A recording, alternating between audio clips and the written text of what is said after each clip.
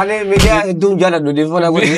Miidiyaa irratti miidiyaa hin fedhu maaliif haasawaa hin beekoni. Artiidhaa hojii walitti hidhaa jirra gaa'ee adda bahuu hin dandeenyu. Dhiifamaanii artii keessa galuudhaaf guyyaa tokko harkadhee hin beekoni. Achee boleessa kiyya hiriyaa kooti isa qabne turre namni nu raasoo namni nu dubbatu quuqaa keenya namni nu keessa haasa'u jechuudha. Yeroo tokko booda hojii haaraa hojjechaatiin jira kan hojjetame sirra deebi'ee hojjechuudhaaf hin deema.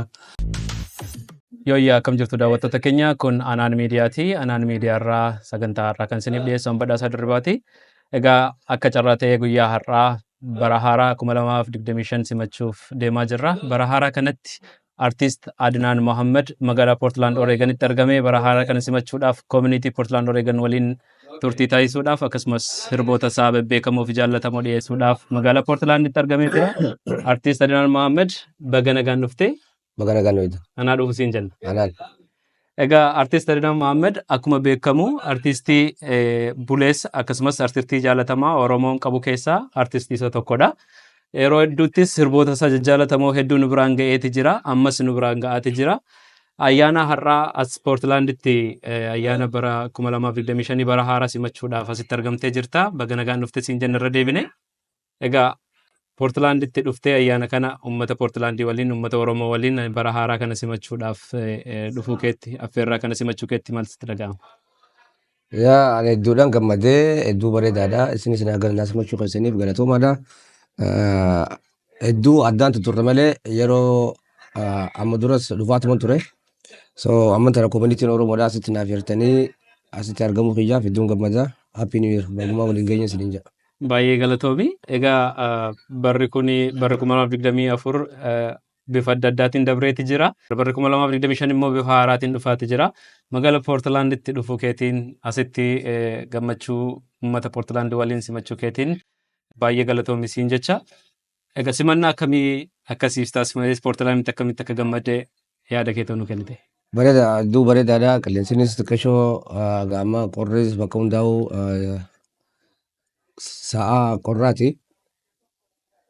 Gammachuu walumaan laaluudhaaf deemna. Amma tana gara sagantaatti deemuudhaaf deemna. Gara biraatiin wanni haareenii silaa amma yeroo hundaa barri gizee dhufus dabrus bara haarawaa jennaa bara kaan jennaa yeroo hundinuu guyyuma gammachuuti. Keessaaf immoo amma hammaan tana bara 2024 gaggeessinee jirra. Amma 2025 seennaa. So inshallah bara gaarii rabbi akka nuuf ta'u rabbi kadhannaa. Waan bareedaa jeetii yaada. Baay'ee galatoomi. Gaarii rabbi nuuf haa godhu jeetii yaada. Baay'ee galatoomi. Yeroo baay'ee miidiyaa irratti sin arginu akka carraa darbeeti malee. Ani miidiyaa hedduun jaaladhu odeeffannoo godhi. Miidiyaa irratti miidiyaa hin fedhu maaliif haasawaa hin beekoni. Okay. Haasawaa hedduu waan hin beekneef. Yaa. An sirbu malee Sirba qofa jaallata. Sirba jaallata. Sirba ni sirba. Haasawaa kana hedduun beeku. Haasawaa namni nu haasawaa nama tokko qofa qabna rabbiin gaa jaalatti nu harkaa fudhate. Achee boleessa kiyya hiriyaa kooti. Isa qabne turre namni nu raasoo namni nu dubbatu quuqaa keenya namni nu keessa haasa'u jechuudha. So hedduu haasawaa hin beeku sanumaafin miidiyaas hin jaaladhu irra caalaa. Yaa aartii Oromoo keessatti gahee ati bahattee fi akkasumas kabajaan uummanni Oromoo siif qabu baay'ee guddaadha. Atilleen kabajaan uummata Oromoof qabdu baay'ee guddaadha. Because karaa aartii kee ergaa natti dabarsitu dhimmoota ati ijoo ta'e ati tuttuqxu baay'ee uummata Oromoo keessatti qalbii uummata Oromoo keessatti hafee jira. Gara fuulduraattis waan baay'ee sirraa eega uummanni Oromoo. Gara fuulduraatti aartiiwwan kanaan dura hojjette caalaa gara fuulduraatti aartii haaraatiin yookiin sirboota walleewwan haaraatiin dhufuuf yaadan qabda. Akka dhugaadha kuni amma yeroo tokko booda hojii haaraa hojjechaatiin jira. Kan hojjetame sirra deebi'ee hojjechuudhaaf hin deema. Karaa gartee kilipiitiin amma tana ijoolleen amma tana warri hojjechaa jiru. Kilipii babbareedaa dalagaa jiru. Nuti yeroo duraa san zabana kaaseettiidhaan hojjennu sanii siidiinuu hin jiru ture zabana keenyatti. So amma kilipii tokko qofa dalagee fakkaate hangamaan tana sirba walloo kan jiru san. Amma immoo sirboota biraatillee hojjechuudhaaf akkasuma waan uummanni kiyya barbaadu waan deeggartoonni kiyya barbaadu waan isaan fedhan hojjechuudhaaf yeroo hunda qophiidha. Artiidhaa hojii walitti hidhaa jirra gaa'ee adda bahuu hin dandeenyu. Fuuldura waan bareedaan isiniif deeruuf hojjetiin yaadaa jira neegaddaadhaan jaan. Baay'ee namatti tola. Biyya Ameerikaa keessatti aartiin baay'ee ulfaata. Aartii hojjechuun keessumaayyuu biyya keenyaa dhufanii asitti aartii hojjechuun namoonni baay'ee aartistoonni baay'een nukkaanfamanii asitti hafaniiranii aartii isaanis namoonni dhaban jira. Ati garuu ammoo qabatteeti jirta. Bifa kamiin qabattee turuu dandeessa? Aartii biyya Ameerikaa keessatti hin ulfaatu? Hedduu ulfaata akka gartee duraan biyya jirrutti yeroo biyya jirtu san hiriyoota keetii wajjin wanni kun akkamii akkana jennee wal garsiifachaadha hojjenne turre. Amma asitti namni gartee wajjin teessee wal mari'attee wajjin hojjetus hin jiru.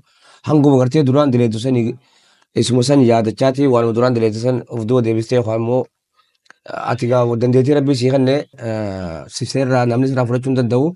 Isuma san irratti teenyee hojjennaa gizee hojjennummaa as teenyee karaa adda addaatiin warra biyya jirutti erginee achirraa as deebi'a. Hedduu ulfaata asitti aartii hojjechuun haa ta'u immoo hanga amma tokko dalagaatuma jirra. Baay'ee namatti tola. Simannaan uummata Oromoo Ameerikaa jiraataniif Kanaadaa jiraatanii akkamidha? Artistoota Oromoo simachuu irratti yookiin jajjabeessuu irratti haala akkamiitu? Waan argee hin beeknee fi deebisaa kan kennuu danda'u. Ameerikaas akka gaarii na simatanii gara Kanaadaa immoo dhaqee hin beeku. Fuuldura nin dhufa jetti yaadaa jira. Warri Kanaadaa yaadachuu qabdu artist Adinaan Mohammed artistii jaalatamaaf kabajamaadha. Fuuldura samara keessaa nin dhufa jetti yaadaa jira. Karaa Awurooppaa hin deemne hangaman tanaati. Nin dhufa guyyaan dhufu garuu hin beeku. Warra koominitii achi jiru wajjin wal qunnamnee akkaan dhaqu abdiin qaba inshaallah yoo rabbi jee haalli mijaa'aa taanaan gama kiyyaan firii. Aartii Oromoo keessatti ammas hojiin ati hojjette irra caalaatti baay'ee artistoota jalaa dhufuuf yookiin ol guddatuuf baay'ee fakkeenya kan ta'udha. Egaa aartiiwwan kana hojjechuudhaaf gama aartiitti dhufuudhaaf obsa akkamii nama gaafata yookiin ammoo atiin aartiitti eega dhufteeti haalota akkamii keessa darbite yoo nageesse? Bifa maali aartii keessa galuudhaaf guyyaa tokko rakkadeen beeku. Baay'ee si salphaa ture karaan aartii seenuudhaaf. Tokkuma rakkadeen beeku maaliif jennaan jalqabuma irraa kaasee ani jooluma horaa hin eegale artiidha. Amata 10 amata 12 manuma barumsaatti hin eegale. Achuma keessatti of arge isiitu na arge malee ani si barbaadan deemne artii barbaadan deemne.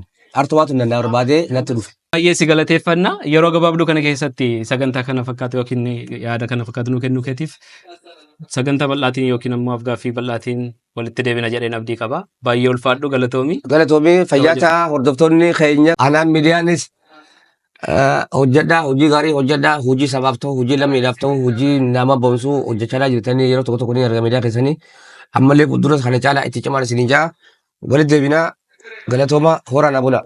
Horii bulee artist Adinaan Mohammed kabajamaaf jaalatamaa artistii Oromoo keenya guyyaa har'aa magaalaa Portland argamee simannaa bara haaraa 2025 waliin taasisuuf asitti argameeti jira. Gaaffii fi deebii gabaabaas nu waliin taasiseeti jira. Baay'ee galatoomfadhaa ulfaadhaa galatoomaa nagaan nuu turaa isiniin jenna. Turtii gaarii isiniif haa ta'u. Fayyaa ta'a. Ayyee ulfaadha.